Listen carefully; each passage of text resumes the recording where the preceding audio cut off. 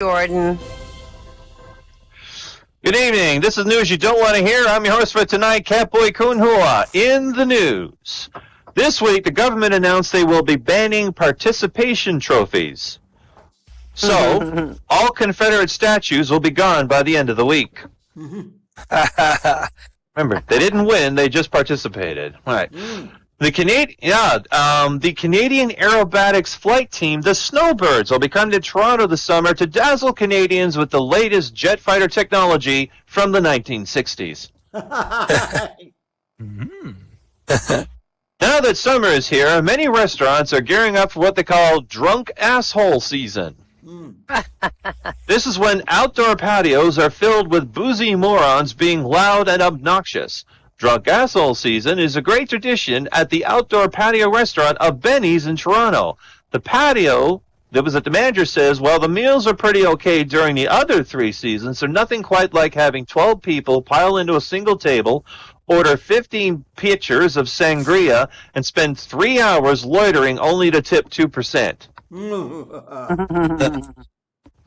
Manager said, I love when there's a big group of slosh guys and they start smoking and flicking their butts onto the sidewalk. It's only a matter of time before one of them lands directly into a passing baby carriage. That would be drunk asshole season miracle. But the excitement isn't limited to just Benny's. Across Canada, all outdoor seating areas, whether they be decks, verandas, terraces, or even courtyards, can't wait to see which drunk assholes will show up and how hard they're going to fall after leaning too far back on a flimsy plastic chair.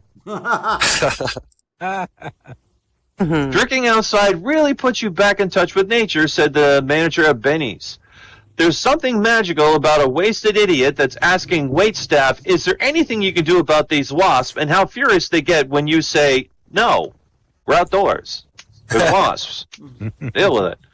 At press time, the nation's patios could agree that while it was all in fun, the best part was not having to wait until after sunset to get thrown up on.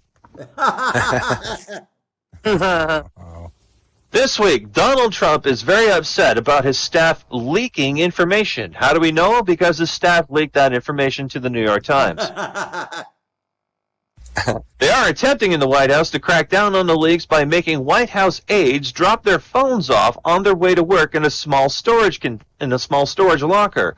Of course, the one phone that is exempt is Donald Trump. That's kind of like saying, we're going to make the workplace more secure by telling everyone they're not allowed to bring their guns inside except for Ted Nugent. White House staff have openly accused Donald Trump of being very hypocritical. Often, their words are leaked to him by Donald Trump himself to the press all the time. So much so, the staff have all nicknamed Donald Trump Leaker-in-Chief. Although some other people would say it's more like leakers on sheets. This Monday, Donald Trump ordered an investigation into the investigation investigating him. He summoned Deputy Attorney Rod Rosenstein and FBI Director Christopher Wray to the White House to pressure them to turn over congressional information about the origins of the FBI investigation into his campaign. This has been called a constitutional crisis. However, some people say technically a constitutional crisis requires one branch of the U.S. government to push back, whereas in this particular situation, all branches of the U.S. government are pushing in the same direction, and it's downward with a pillow over the Constitution's face. Republican-controlled government have abused the Constitution so badly recently, the opening words have changed from "we the people" to "help, I forgot the safe word." That's the way you wish it wasn't. I'm Catboy Kunhua.